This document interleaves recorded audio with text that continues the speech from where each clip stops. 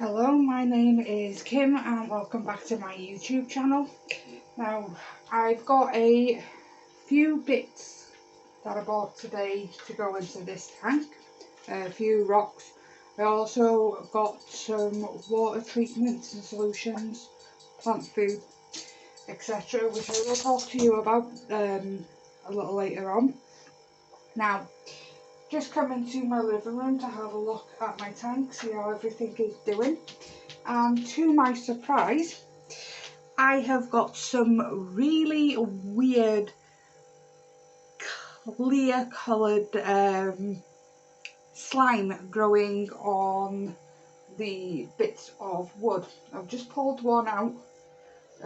I've got a sample of that in this little tub here, which I will be taking into Premier Aquatics tomorrow to get it looked at, to see what it is. Don't know if you can see it. All that stuff floating in there. So it's mainly on the wood. The poor moss is getting bombarded by it, and there's a little bit on the substrate as well. So I haven't got a clue what it is. Now, I have had a look online. Some are saying it's white algae. Others say that it could be that my phosphate levels are a little bit too high. Some are saying that it's biofilm. Now, I will be getting that looked at tomorrow at some point. But I digress. It does look a little bit weird. Hopefully it's nothing too serious and it's easily treatable.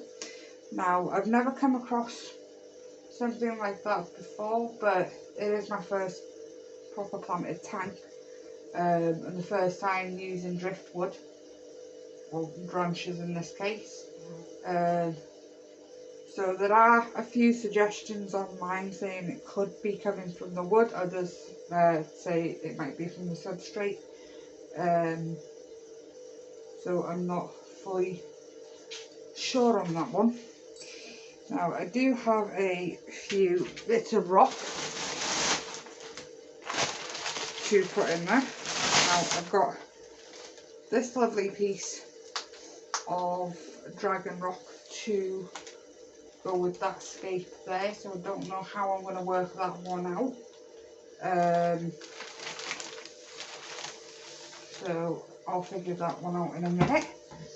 And then I got 3 lovely little bits of this.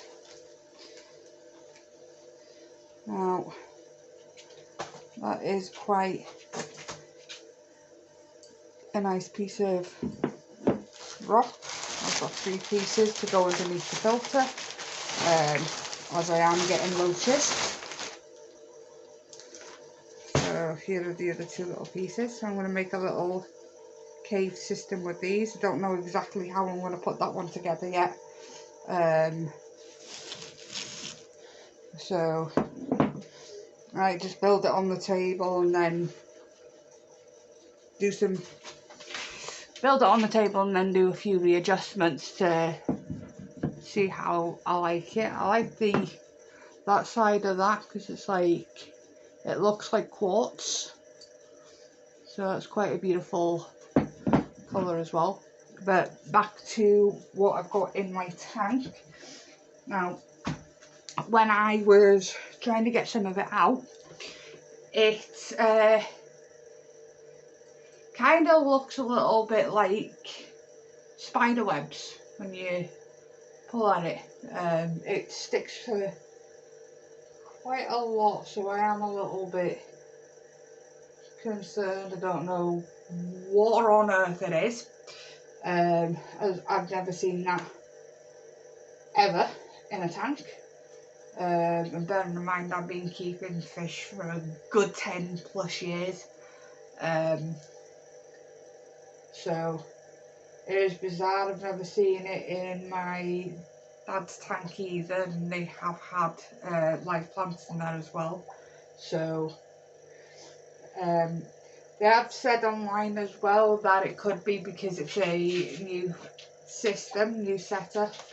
New setups usually have this particular issue, so I'm just hoping it's going to be easily treated. It might be easily treated with some of the stuff that I bought from the shop today as well, which I will be going into detail on in a second. I also got shift pooch. Good boy. I also got this. Now this is JBL's aquarium thermometer. Apparently it's digital, it isn't. So that'll help me keep an eye on the temperature in the tank. It sticks on the front, the outside of the glass. So, and it's just a little strip, as you can see. Now I will be sticking that. I don't know whether to put it on the front or put it on the side so it can't be seen on the front view of this, so I will be putting it on this side. If you're wondering what I've actually done to my thumb as well, I accidentally sliced it with a knife trying to open a tub of fish food. So it doesn't hurt, thankfully. I've sorted it out, but it did cut a good 3 millimeters, between 3 and 5 millimeters into my thumb. So this section here, straight in, which was a little bit daft of me, but I cleaned it up, run it into some cold water, and then held a cloth on it for a bit until it stopped bleeding, and then super glued the top of it to seal it up, because I can't be bothered going to the hospital at whatever time it happened, especially when I got work in the morning as well. So yeah, not ideal, considering the fact Warrington General's general waiting time in A&E is about 3 hours, and it is now probably just after 3 o'clock in the morning when I am filming this, because I went to sleep a little too early. I had about a good 3 hours sleep when I got home, which was about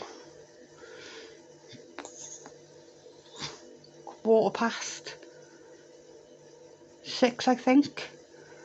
So I think I fell asleep at like 6:45, 7 o'clock. So I've had a good 3 hours kip. So yeah, not ideal going to sleep that early, because I usually end up waking up at stupid o'clock in the morning. So hence the 3 something AM video. So may as well be productive since I'm up.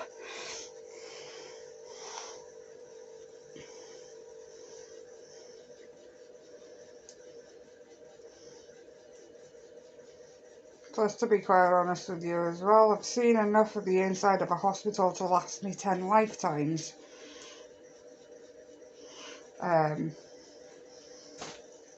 Well, we've been diagnosed with Hodgkin's lymphoma, in and out of hospital for treatment and follow-ups, so on and so forth. Various different injuries.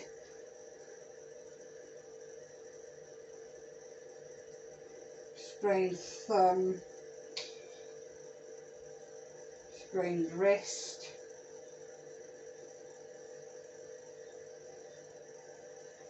horse riding accident in college. That was painful.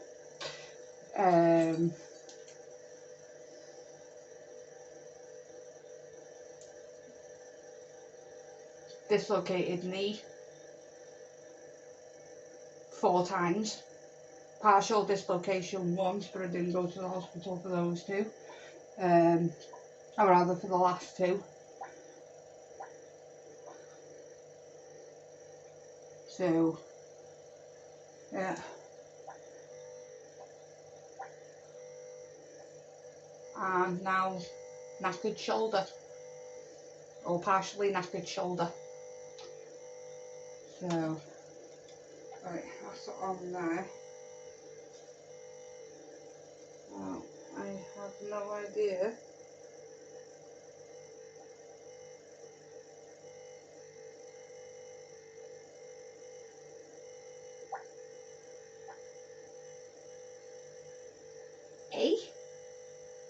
No way is that at 28 to 30 degrees Celsius. That's supposed to be on...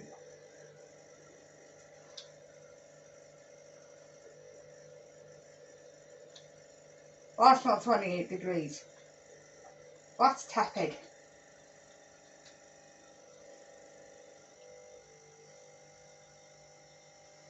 I might need to get a digital thermometer just to have a look at one of those last thermometers, because that's set to 25 degrees, that heater.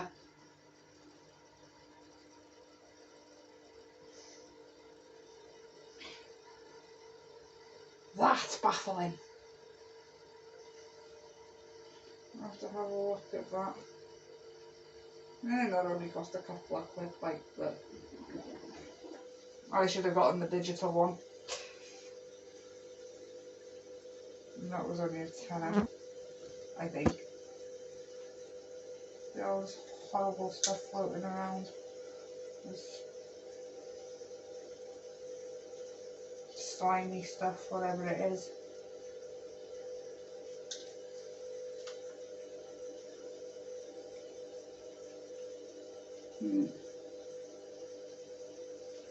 Does not look pleasant. Anyway,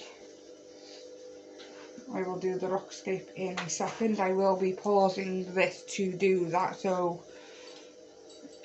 I don't bore you with the whole silence and setup, because that might take a little bit of time, and I want to keep this as short as possible. Now, I did get some of this, which is JBL Nova Belch Tropical Flakes for Aquarium Fish. It was only like £3. That's just to help cycle the tank and help with the bacteria. The good beneficial bacteria, not the horrible icky variety. So, aqua dips, around about £7 each. Well, £6.99 each if you want to be more specific. So I've got stuff for the plants. So this is the liquid carbon for the plants. So it says liquid carbon. It's a powerful, readily available carbon source and is a great alternative to traditional CO2 gas injection systems. Carbon is essential for plant growth. Insufficient carbon will result in poor plant growth and assimilation. And assimilation, okay. Assimilation of what? I don't know. Because of the deficiency, the plants will become weaker and will turn yellow. Plants will not be able to compete with algae in the tank. Results in the plants being covered in algae. Oh, we'll see what that stuff is. It might be normal, it might be not normal, but apparently it happens to a lot of people. So, it says those liquid carbon will boost your aquatic plants, start growing and becoming stronger, and colours will be more intense, which I'm hoping so, because I do have a few really nice ones in there that I want to pop out a little bit more. So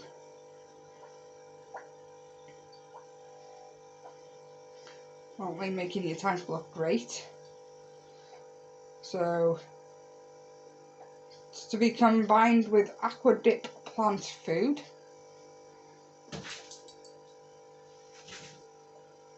and should see visible results within a few weeks.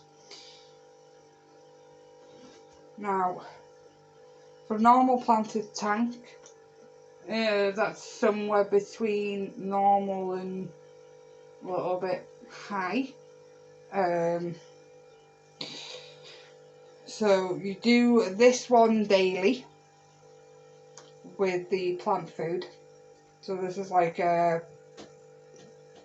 fertilizer, so similar to the substrate. Now for the normal planted, you put 2 millilitres per 100 litres, so that's about 9 millilitres, 10 millilitres for that tank. That's supposed to be done daily. Double it for heavily planted. Now that's to be combined with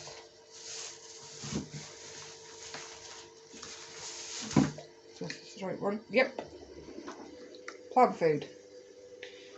Well, you're probably reading that backwards because it looks backwards on the camera. Now, so it's an essential product for aquatic plants, taking nutrients through the leaves. It's also complete plant fertilizer containing all important micro and macro nutrients, providing optimal, lush and healthy plant growth. Says the range of nutrients contains iron, potassium and magnesium, ammonia, boron, copper, lithium, manganese, iodine. Why iodine? I have absolutely no idea. Tin, nickel, cobalt, I can't even pronounce that, and a few other ingredients for a complete plant fertilizer. So it says that it's to be combined with the liquid carbon. So dosage, shake well before use. There. Add weekly. So one you add daily, the other you add weekly. Okay. Supposed to be dosed with the other one. That doesn't make any sense whatsoever. 10 millilitres per 100 litres. Dosed twice per week for healthy planted. Well, it's kind of contradicting itself there a little bit. Add weekly, dose twice a week. Well, it's either one or the other. Then we have this, which is vitamin plus for fish. As it does what it says on the bottle. So with this one, it's a natural product containing multiple vitamins and minerals. It's a mix. So this mix prevents deficiencies, symptoms and diseases which may occur when there is a long-term lack of vitamins. It is an easy way to fill the nutritional gaps. Aquadip Vitamin Plus for fish contains vitamins B1, B2, B3, B5, B6, B12, C, E and H. So dosage for this is weekly, 10 millilitres per 100 litres. Says it can also be added to the fish food, so the food will absorb the vitamins and minerals. Now all of these are safe for fish, shrimp and crustaceans, and it's only suitable for fresh water, so don't be adding it to your saltwater tank. Then we have H2O maker. Now this removes the chlorine from your tap water, making it safe for your fish. Right, so it makes tap water instantly safe for fish, shrimp, crustaceans and plants. It instantly removes chlorine, chloramine, copper, lead, zinc and other heavy metals from your tap water. It's enriched with vitamins and nourishing aloe vera to de-stress and to protect mucous membranes of fish. There should be the word "the" in there somewhere.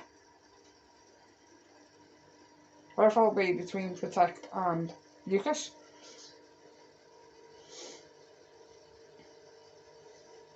I mean, good God.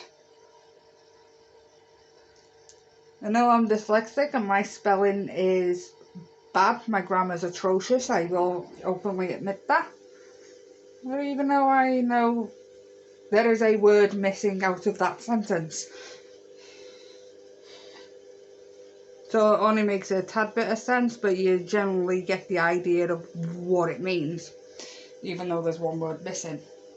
Now the dosage of this is 10 millilitres per 50 litres of water, and that's to be dosed weekly or immediately after carrying out a water change.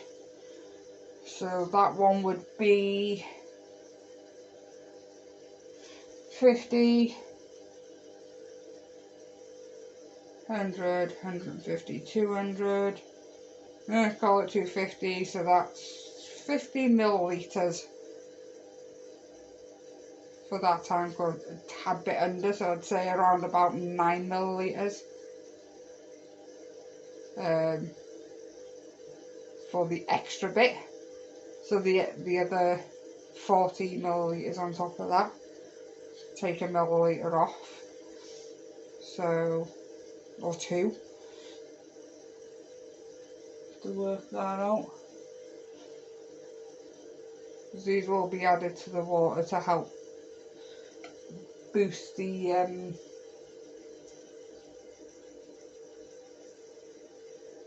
circulation and cycle of that tank.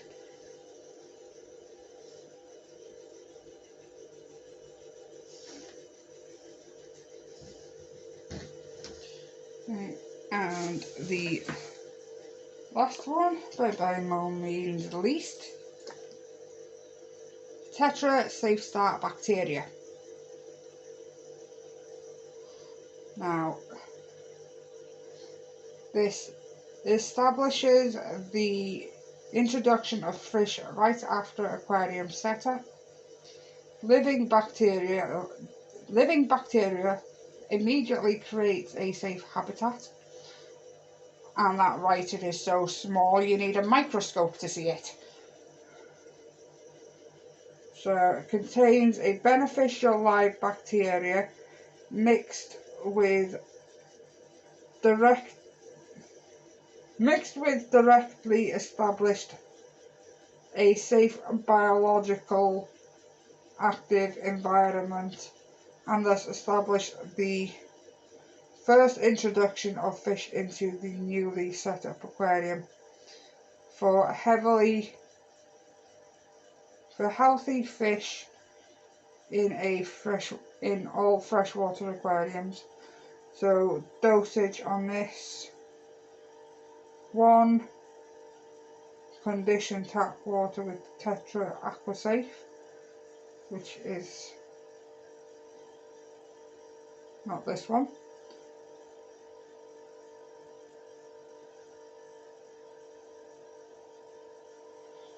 So I'll have to pick up the Aquasafe tomorrow because I completely forgot to get that one.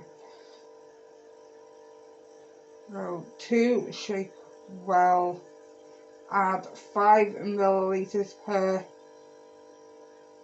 61. I think that's 61, that might be 6 litres. I'm assuming it's 61 because otherwise that'd be ridiculous. Because that's a 100 milliliter bottle of aquarium water.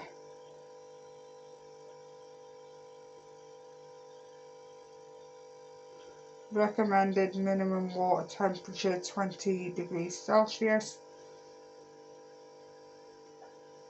Introduce a moderate number of fish.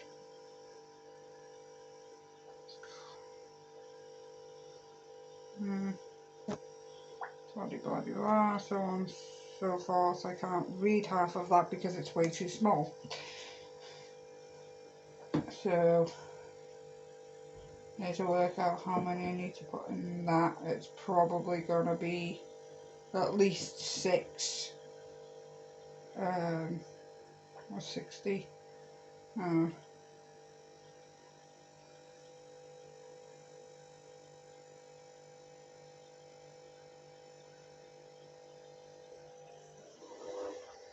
Oh, 5 milliliters times possibly 6. Right.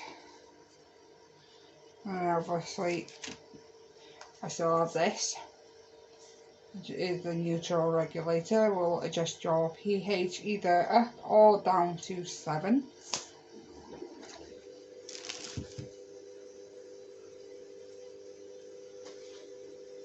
Still have a few of those horrible slimy things floating in the tank. If it does turn out to be algae, then algae eaters will be introduced to that tank this week, which will more than likely possibly be on Friday.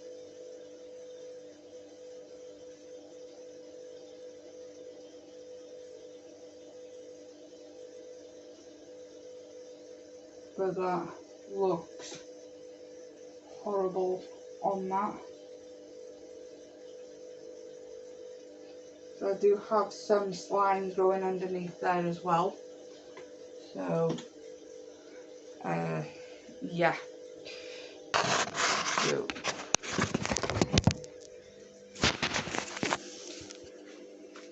I will angle the camera, and you can just about see all that horrible stuff growing on that branch.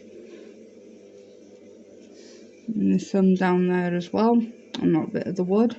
I've cleared some of it off and I've bottled some of it up. There's some under there as well. If it does turn out to be algae, I'll be getting some snails in there to eat that up.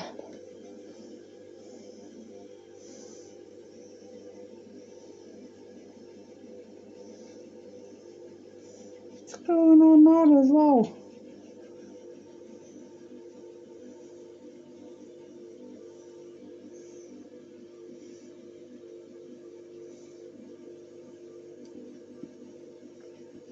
I think it's attacking some of my other plants at the back as well.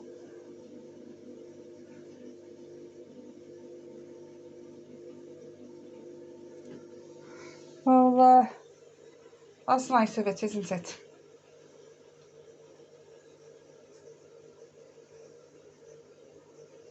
And that stuff will be gone within the week.